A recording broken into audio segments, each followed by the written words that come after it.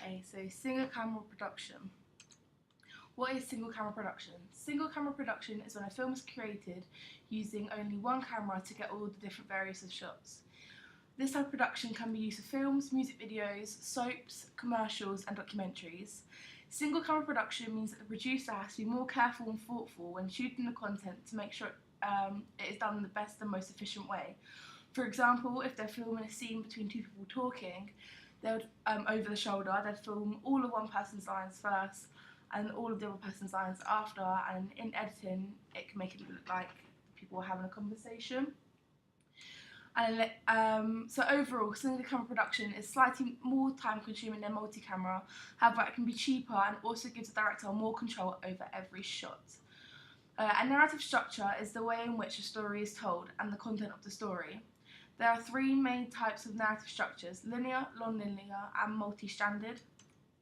So a linear structure is a more simple, straightforward way of telling a story. This type of structure is most common within children and fantasy movies and also superhero action movies. This is due to this type of structure being easier to understand and to keep up with the storyline. One film that follows a linear narrative is Charlie and the Chocolate Factory. Charlie and the Chocolate Factory is a popular 2005 Tim Burton film. The film follows the story of the lead protagonist, Charlie Bucket, who is the lucky winner of one of 5 golden tickets to Willy Wonka's Chocolate Factory.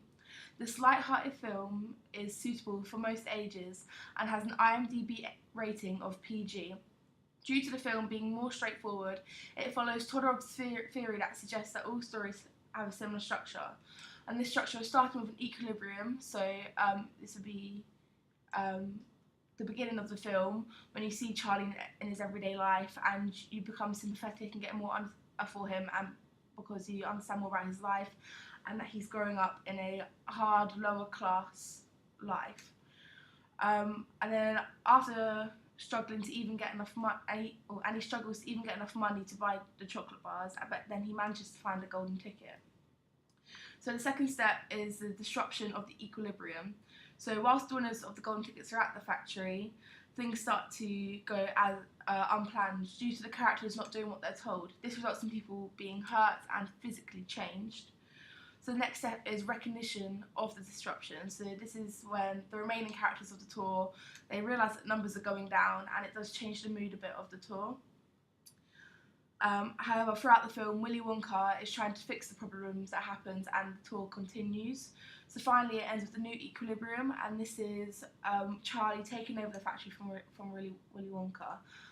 So this story follows the idea of Christopher Booker's 7 basic plots, and in particular the plot Rags to Riches. This is because Charlie starts off with very little and ends up with wealth and the chocolate factory. So a non-linear structure. Non-linear structures are films. Non-linear structured films are ones that aren't necessarily shown in chronological order. So this can be portrayed through flashbacks or time jumps. These films are typically slightly harder to follow than linear narratives. Therefore, non-linear narratives are usually more adult films, as it will be too hard for children to follow. So one example of a non-linear film is the 2016 dark humoured action film Deadpool. The story follows the lead protagonist Wade Wilson, who tries to get vengeance over the character Ajax after he tortures Wilson in an experiment to try and clear his terminal cancer. And Wilson does end up with a disfigured skinned alter ego Deadpool. So due to the strong language and the goriness of the film, it does have a higher IMDb rating of 15. The narrative of Deadpool, it jumps between the past and present to give the audience a better understanding of the situation and the story in a more interesting way. So the start of the film is an action-filled scene of Deadpool in a car chase. This is a scene that is related to the most during the film, as it is where Deadpool is telling the story from.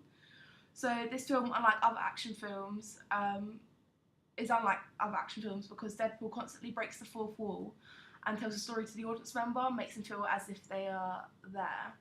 So this film follows the overcoming a monster story from Christopher Booker's 7 basic plots. This is due to Deadpool being on a mission to kill the monster Ajax, for making him the way he is today. A lot of the action movies also follow this type of story, such as The Hunger Games, Harry Potter, and Star Wars.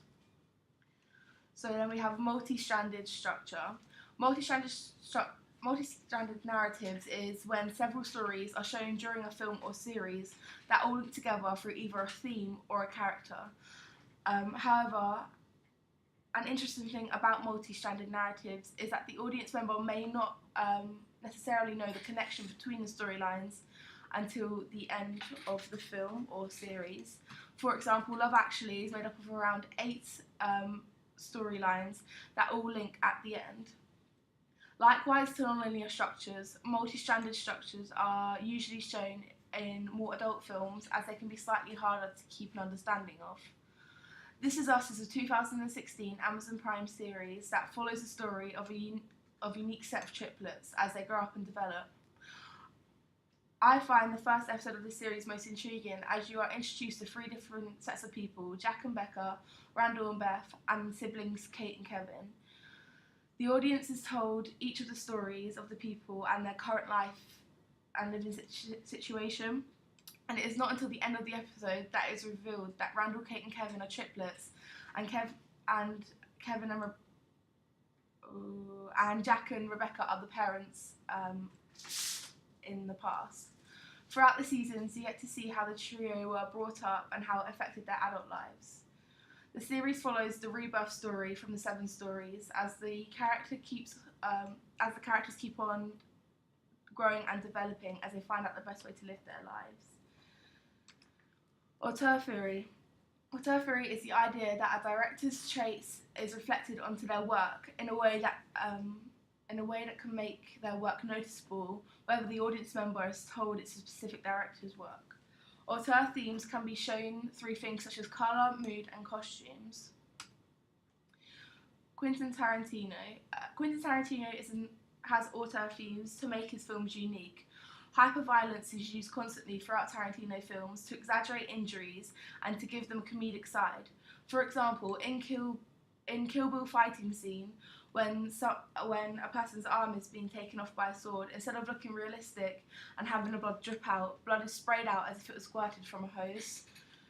A slightly weird thing that Tarantino has in all his film is bare feet. No one really knows why this is, but if you're watching Tarantino films, be prepared to see bare feet.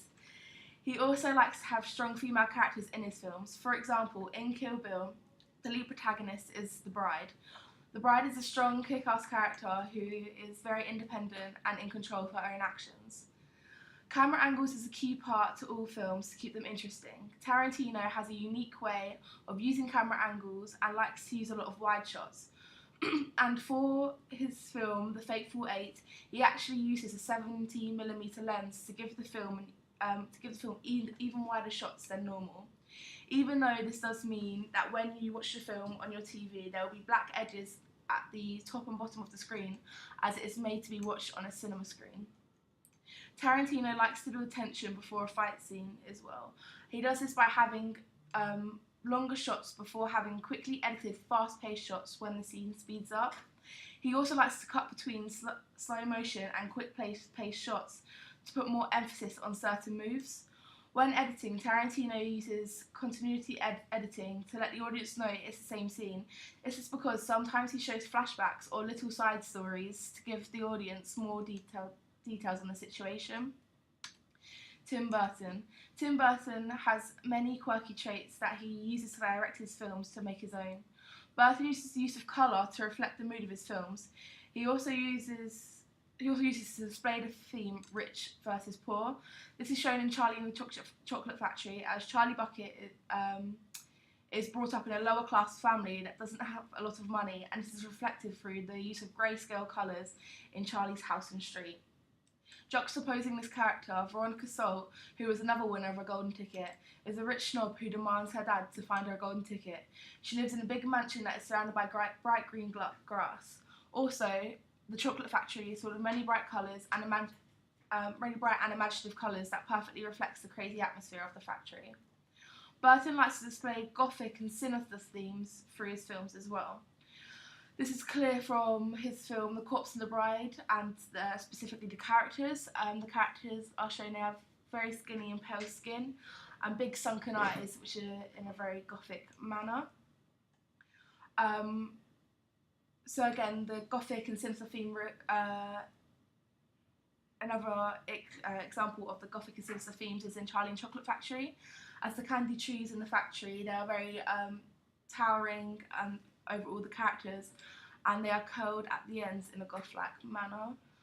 Burton likes to use tilted camera angles throughout the film to give the viewer a unique and different view on the event.